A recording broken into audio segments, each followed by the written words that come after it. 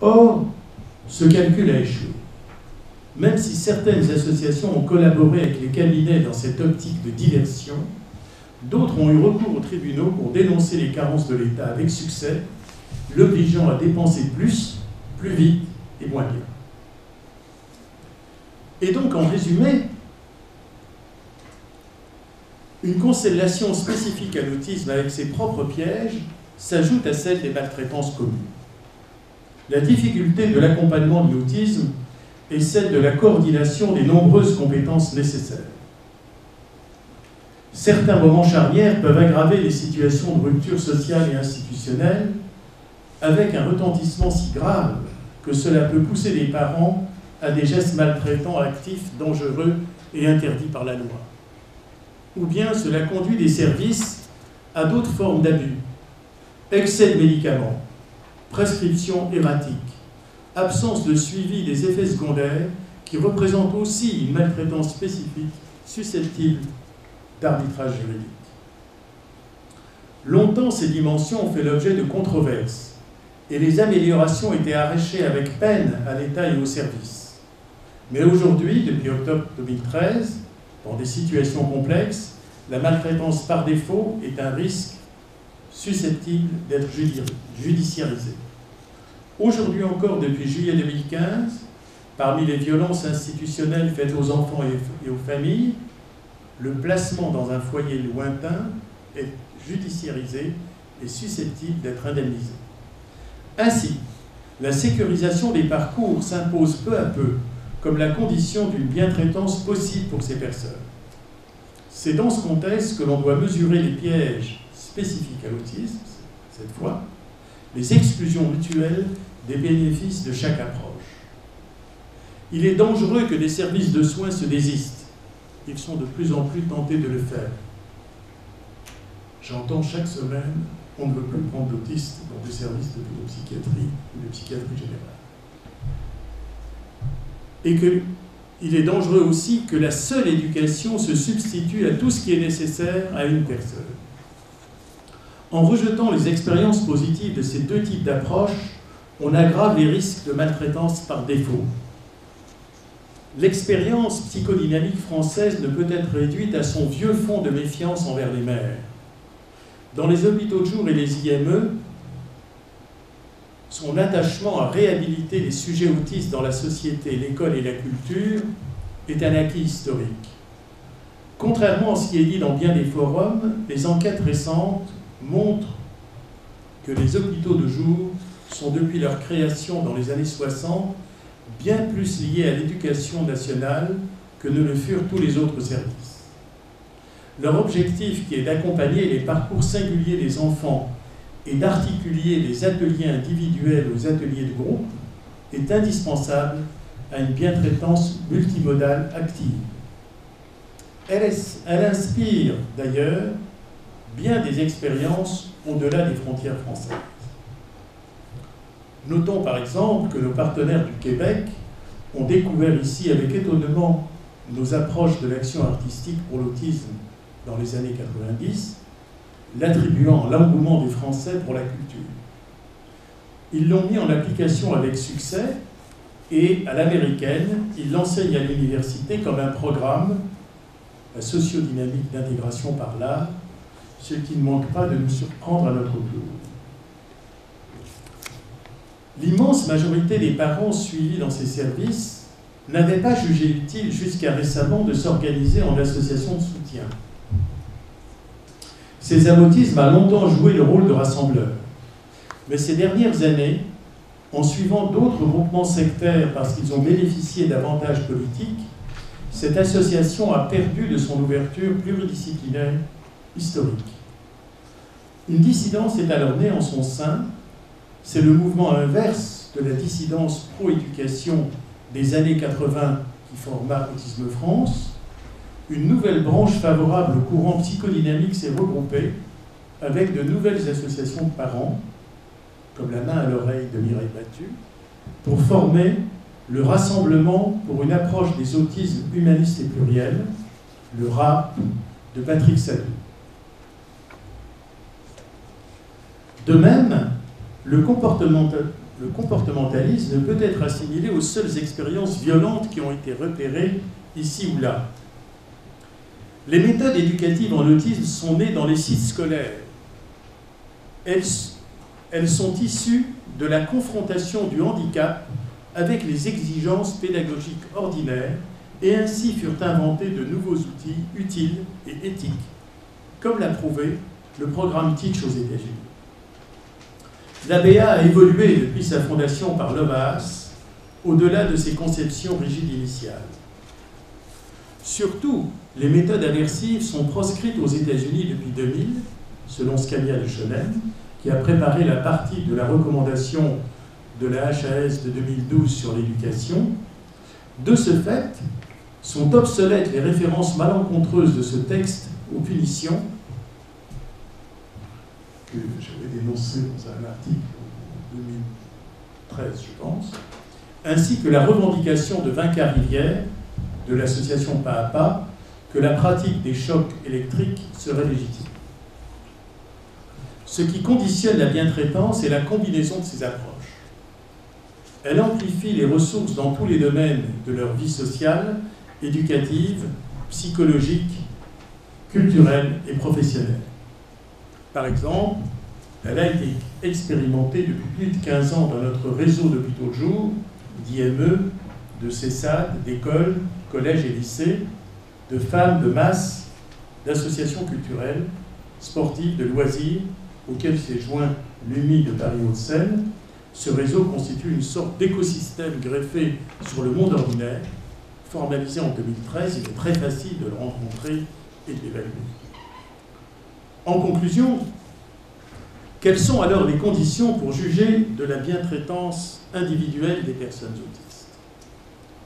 En 1995, déjà, beaucoup d'adolescents autistes étaient victimes de maltraitance par défaut, car ils étaient rejetés dans un couloir d'exclusion, no man's land entre les établissements sanitaires, médico-sociaux et l'école. C'était les 5000 accueillis nulle part du rapport de l'IGAS de 1994. Comme la plupart sont privés d'expression, 80% environ de cette population, et que leurs options personnelles sont défendues par d'autres qu'eux-mêmes, on pouvait déjà à l'époque soutenir ceci.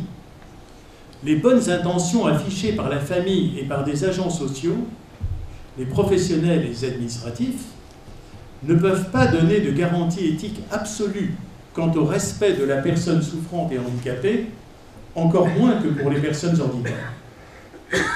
En effet, les options intellectuelles, pédagogiques ou morales, comme celles qui traversent nos propres conceptions sur l'école, le travail ou la culture, et les intérêts partiels de leurs porte-parole, affectifs ou économiques, qui influencent les traitements, pourraient être opposés à ceux du sujet, comme certains autistes de haut niveau le mettent en avant. Éducation classique, militaire, pédagogie Freinet, Montessori, travail stéréotypé, routinier ou bien créatif, culture classique, moderne ou éclectique, etc. Ces options ordinaires pour tout enfant ou adolescent ont chacune leur argumentaire, sinon leur légitimité, et pour des jeunes autistes, leurs équivalents doivent être discutés tout aussi bien. Si elles sont source de polémiques absurdes, c'est que, en l'absence d'expression des sujets eux-mêmes, ces options sont investies abusivement par d'autres que par les parents, par les professionnels, par les administratifs, comme si elles étaient des choix techniques et thérapeutiques, scientifiques et exclusifs. Nous n'aurons jamais qu'une garantie éthique relative, temporaire, celle que nous donnerons des ajustements renouvelés de nos évaluations contrastées sur le terrain. Nous devons tenir compte des déséquilibres inévitables entre les légitimités partielles de chacun des partenaires. Ceux-ci doivent accepter leur confrontation comme un élément de la bientraitance des personnes. S'il s'agit de soutenir l'unité d'une personne et de son parcours, la confrontation doit viser au consensus. Mais il est illusoire d'éviter tout conflit. Après tout, la trajectoire de chacun d'entre nous est émaillée de conflits internes lesquelles ne sont résolues qu'approximativement et progressivement, en y revenant régulièrement. Et quelles sont les conditions pour juger de la bientraitance collective des personnes autistes? Cette confrontation sur le terrain entre les trois instances, famille, service, représentants de l'État pour chaque individu, se projette naturellement dans la régulation réalisée au sommet de l'État. En 1995, la grande ministre Simone Veil rééquilibra la concertation au profit des associations de familles et au détriment du pouvoir médical et psychiatrique, jusqu'alors le plus influent depuis les années 50. Depuis lors, le travail de l'administration autour des plans autisme a fait progresser globalement les mentalités et la cause de cette population vulnérable.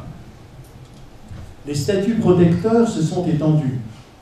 De la loi de 2005, qui favorise l'inclusion sociale et scolaire, à la mise en œuvre de statuts d'exception quand les parcours se dégradent.